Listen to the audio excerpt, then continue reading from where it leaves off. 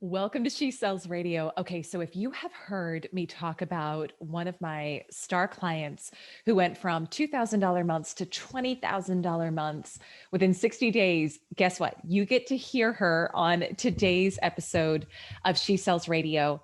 And she did this primarily by overcoming her fear of visibility and getting super visible and super confident with her social media. This is such a hot topic and something that I hear so much from the women I coach is how do I overcome the fear of visibility? How do I get more prominent with my social media? How do I promote myself more confidently? And so I know a lot of you want to learn more about this. And so I am so excited to bring to you today Kristen Cullen.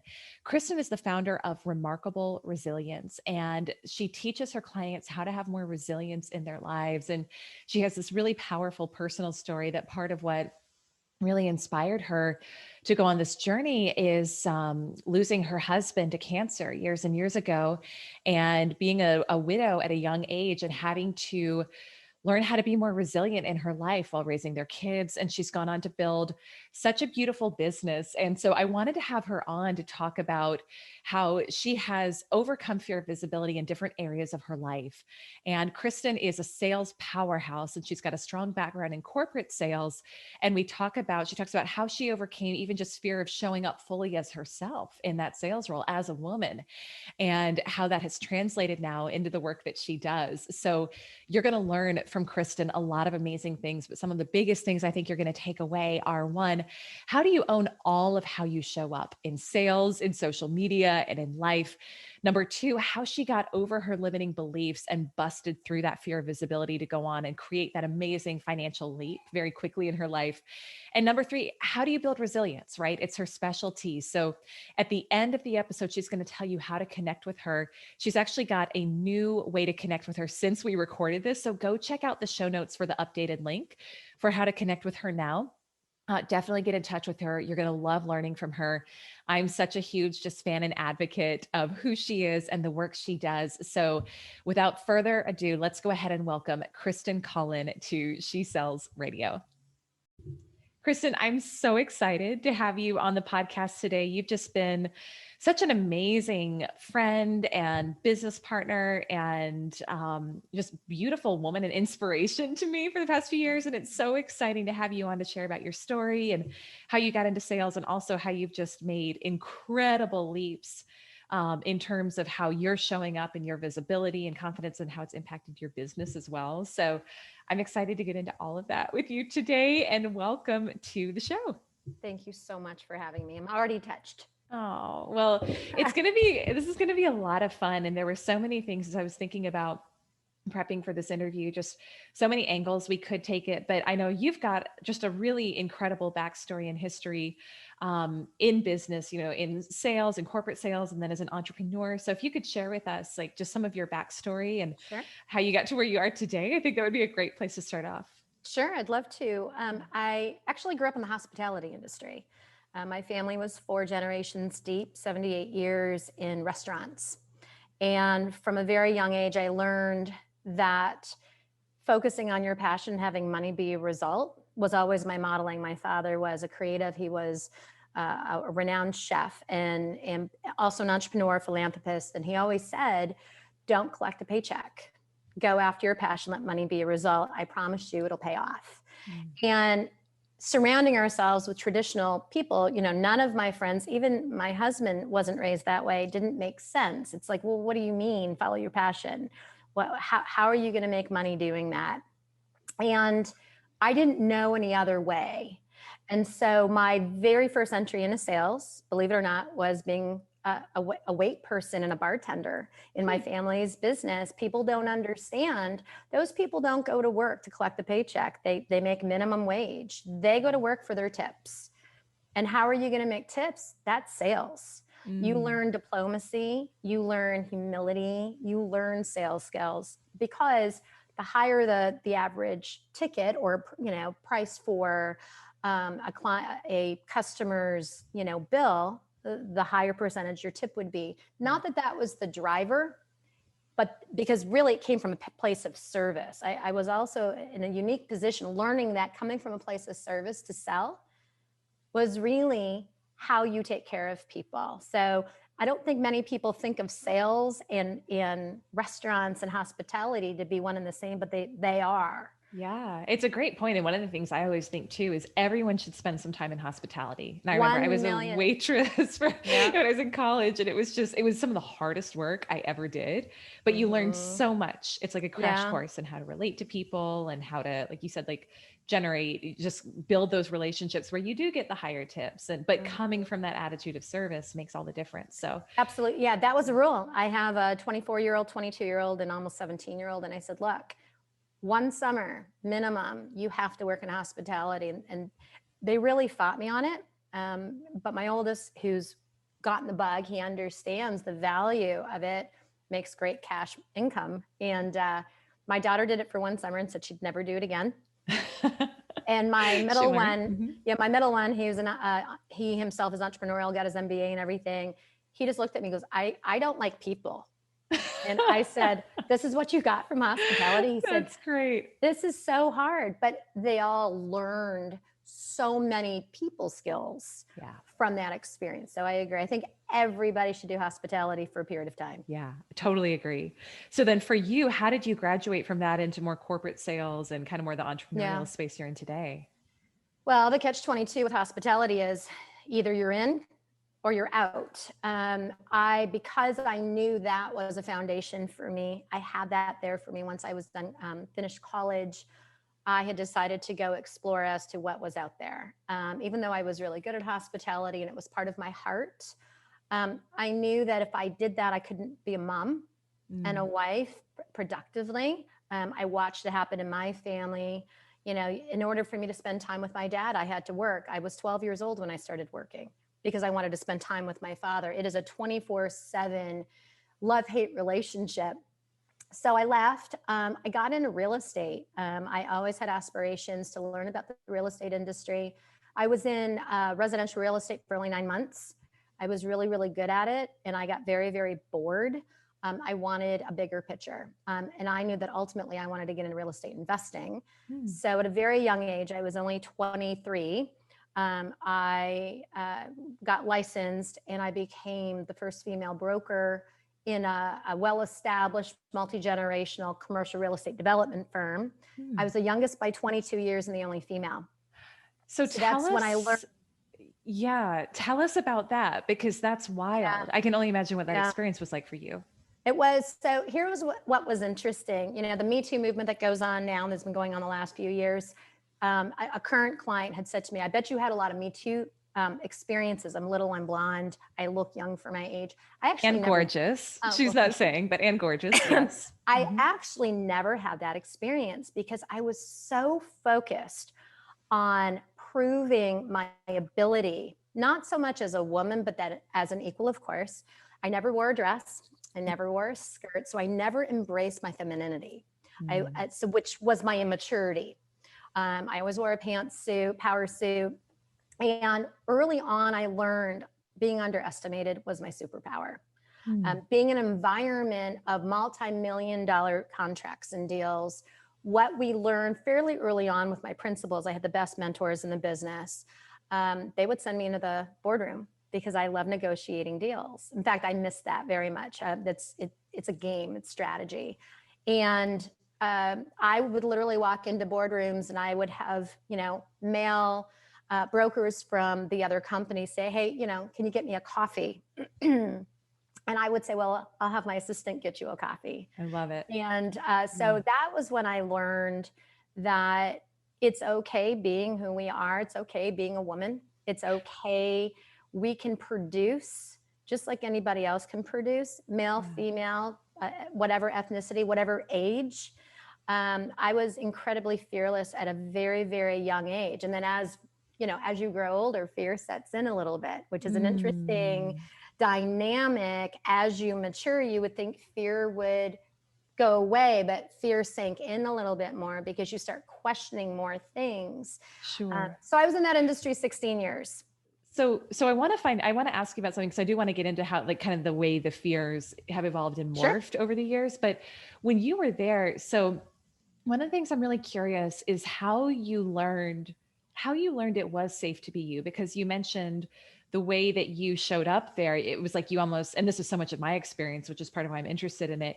You felt like you had to cut off your femininity to be safe Mm-hmm. and to be Yeah. successful, and wearing these, I went through that phase too, like wearing the power suits and I never felt, it was like if I was too feminine, I was making myself a target. That's right. How did you, so did you get past that? And if so, how?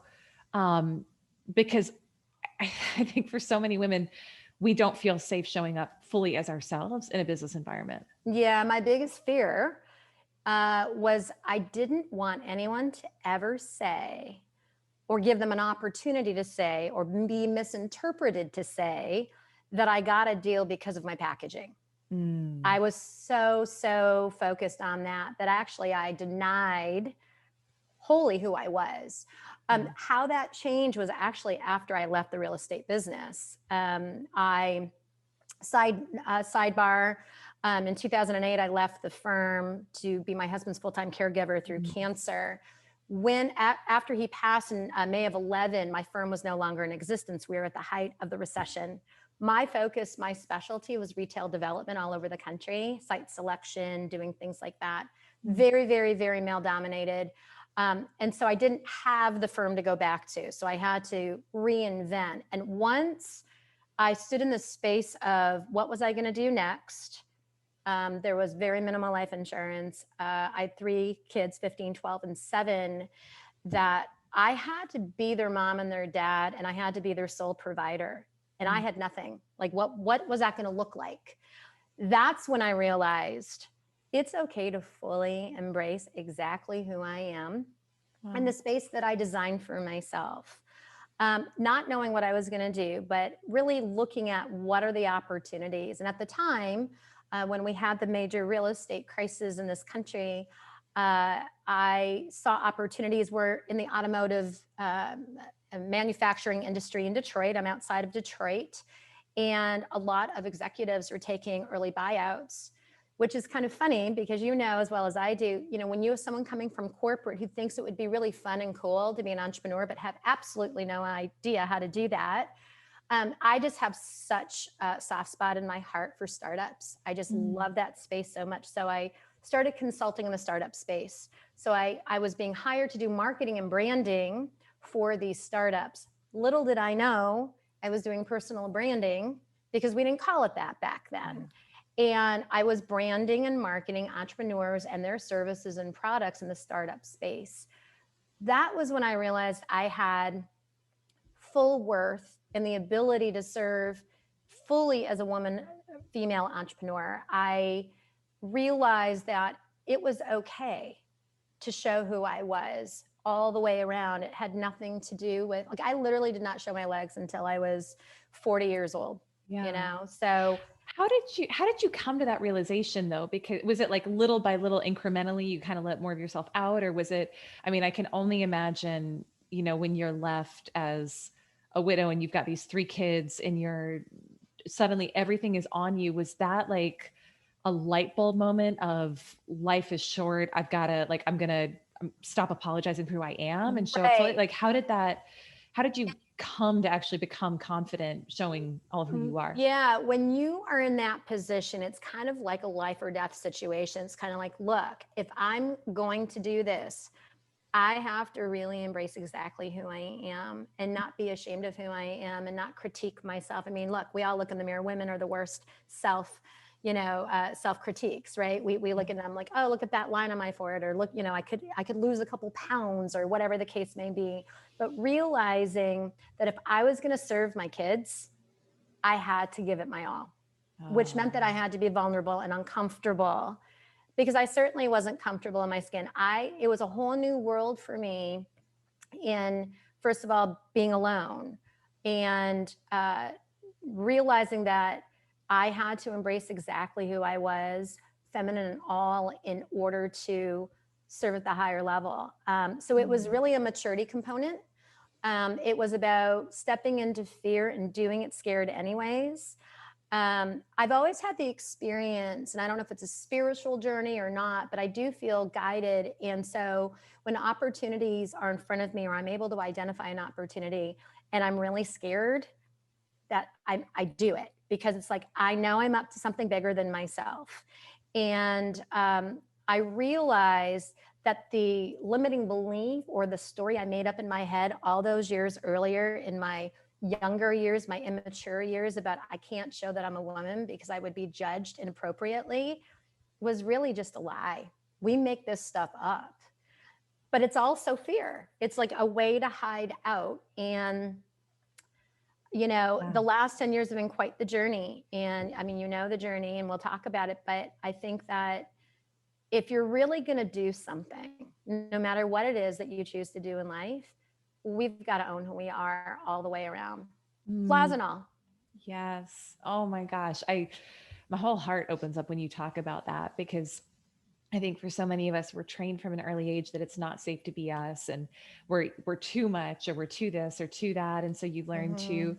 minimize, you learn to suppress your instincts, how you look, your intuition, your voice, like all of these things. And it's I lived that way for probably 20 something years, Mm-hmm. and didn't even realize like that I was living with depression and anxiety, and because you're literally like you're cutting off your most powerful part of yourself to try to be Mm-hmm. safe. So Yeah. No, gosh, that's true. And the other part of that was interesting in the early years. I never, would sound so silly. Here I am on a sales podcast, but I had such a conversation in my head when I was in real estate about if I create a financial plan, meaning sales plan, then that would mean I'm shallow. ah, That how was money would be that? my driver. Yeah, it's like so counterproductive. I was such a unique being in that space because that industry is so money driven and so numbers driven. And I was like, if it's not serving my client, I'm going to walk away from the deal. And I walked away from a lot of big deals. And my mentors were like, what are you doing? I'm like, it's not the Mm, right fit for the client. It's yeah, just not. So I had an ethics issue. I yeah. had a major ethics issue within the industry, and this is not a secret within that industry. It's not uncommon for there to be a misinterpretation of reputation or integrity or work ethic. But I distanced myself from that, which meant that I was really kind of standing alone in that space because I Mm, was so counter to what is typically known in that industry. So I probably made a lot less money than I could have mm. because I was just standing what was right for the client. Yeah. Yeah. And that's something I'm really passionate about. Just changing in the sales space in general is a shift from, Mm-hmm. scarcity mindset, and you gotta nail this, like even the language that's used, right? Like you gotta land this deal, you gotta nail this customer, or Mm-hmm. else we're not gonna hit our quota. And it's so self-centered and focused, but it's Mm-hmm. easy to get caught up in that, like I did for years. So Yeah. I'm curious for you. So how you and I know each other is we worked together briefly at a Mm-hmm. sales coaching company, and then we are both founding team members of Brand Builders Group now, and we've gotten to work together for a couple of years. And it's so Yeah. aligned with what you did previously in your branding and marketing consulting for these dealerships and for startups. So for you, one of the things I really wanted to hear about, because you and I have talked about this a lot offline, is overcoming fear of visibility. Because I think Mm-hmm. you talk about how our fears morph over time, and especially as women, I think a lot of us can relate. Like you put yourself out there in social media, and then you critique your picture, and you feel like you said, we can be our own worst critics. And I know for you, you really have transformed, at least from my standpoint, you've transformed your mindset around that. And Mm-hmm. you're like such an amazing example of how to be visible and how to show up and how to promote what you're doing, but in a way that's so of service to other people. So tell us a little bit about, let's start with, what were some of the old fears and hangups you used to Sure. have about being visible? And then how the heck did you transform them? Because Yeah. I think that's a big area that a lot of people want to grow in. Well, in our business and in personal branding, we say people can't do business with you unless they know who you are. Mm, And I was certainly preaching it, but I wasn't practicing it. And I actually got called out from our co-founder from Roar, and he said, "Why aren't you visible?" And I said, "Well, I don't need to be visible. I'm helping everybody else be visible." And he said, "Uh-huh." And he said, "What's going on for you?" And I said, The truth is, and at the time in my personal life, I was in a space of not feeling great about myself physically, emotionally, mentally. I was in a funk, as they say. And my weight was a little up. And so there was always something I could find wrong with anything visible that I did. And I needed to get over that. And he challenged me. He said, I want to see you be visible a minimum of 3 times a week.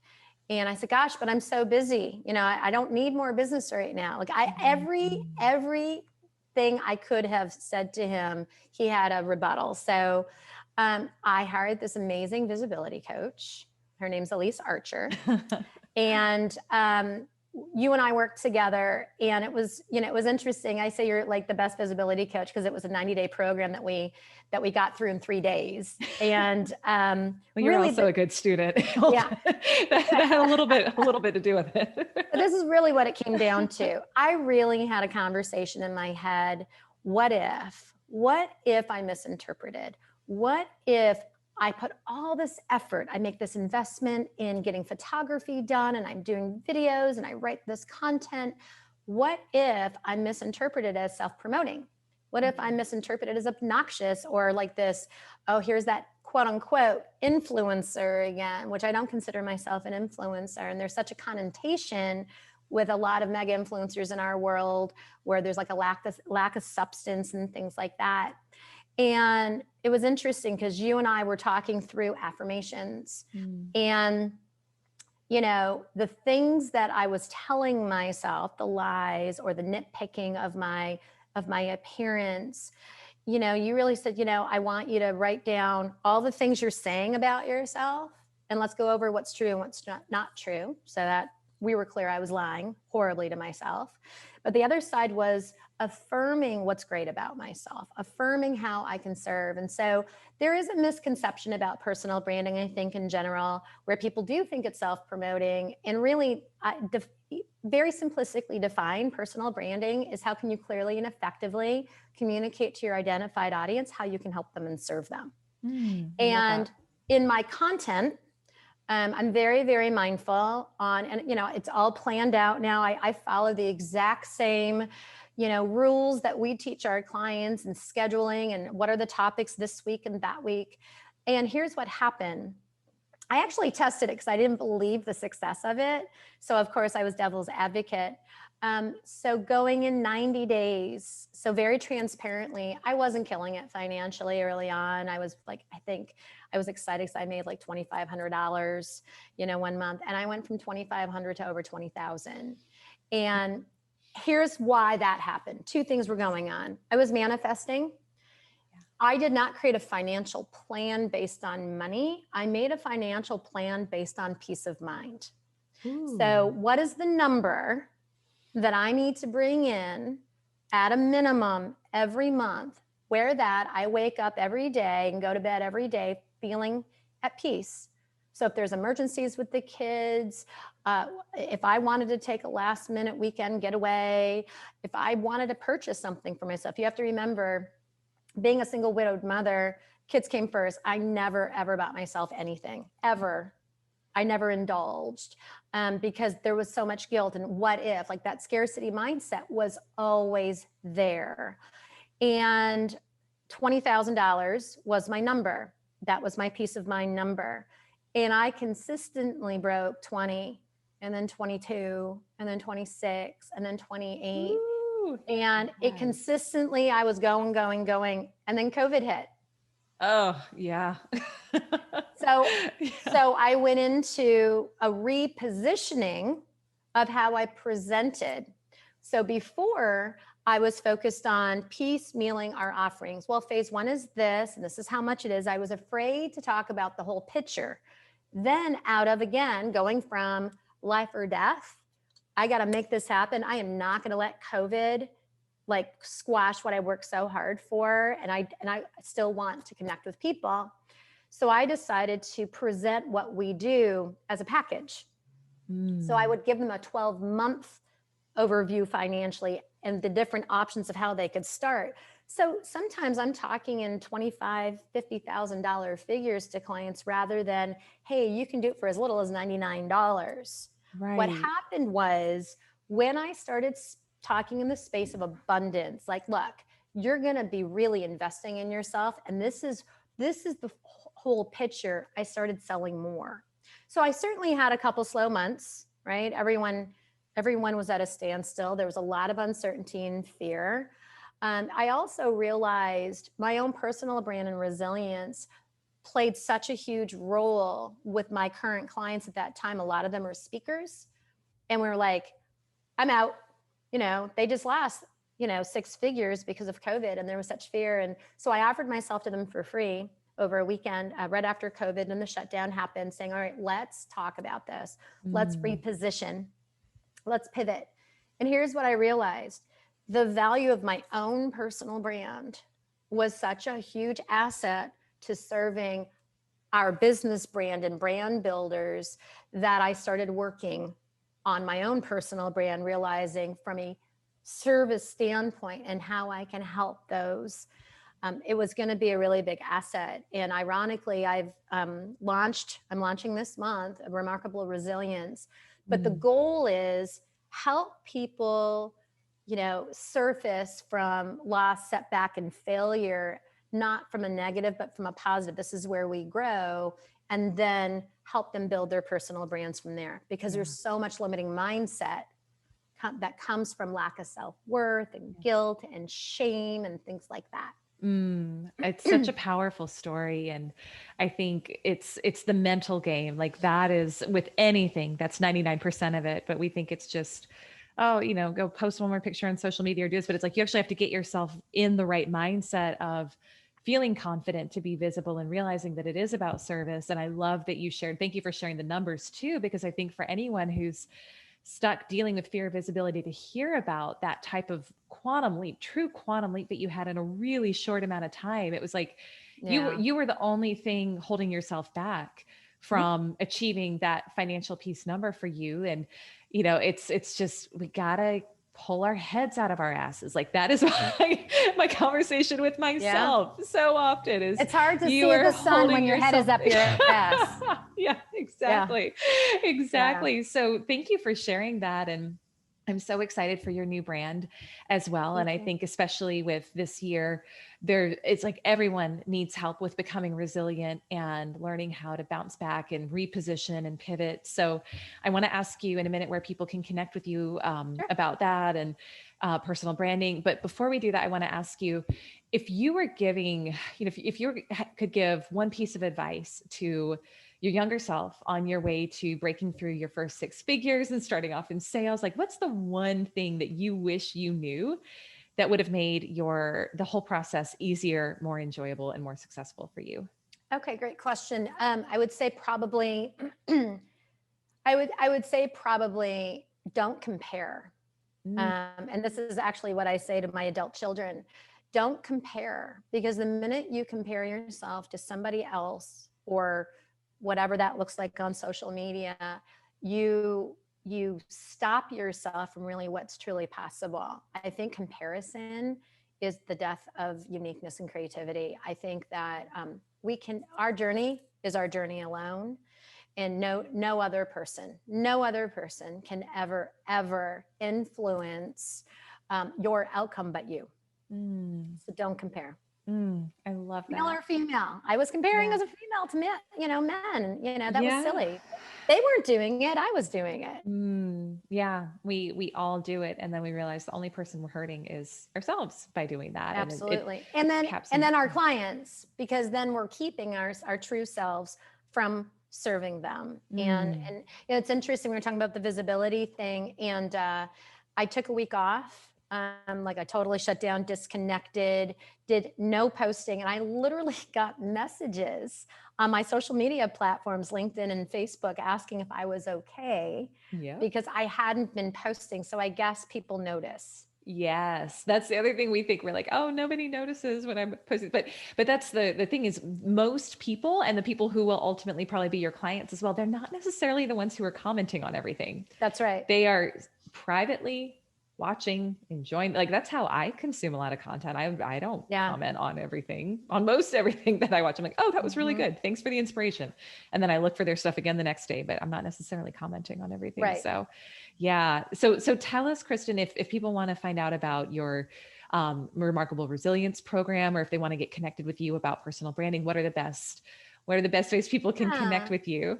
Yeah, the easiest way to reach out to me is freebrandcall.com/KC, which are my initials, obviously.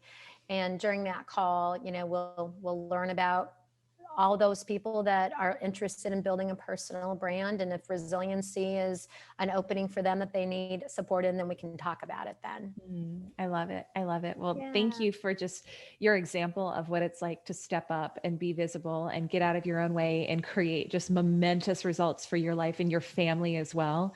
As a result, I know for myself and for every woman listening, like we want to make an impact. We want to serve. We want to show up bigger and better than we are right now. And it's so energizing and exciting to see what happens when another woman decides to step up and do it. So thank you for being that model. You're incredible. Well, thank you. Thanks for having me. Absolutely. Lots of love. You too.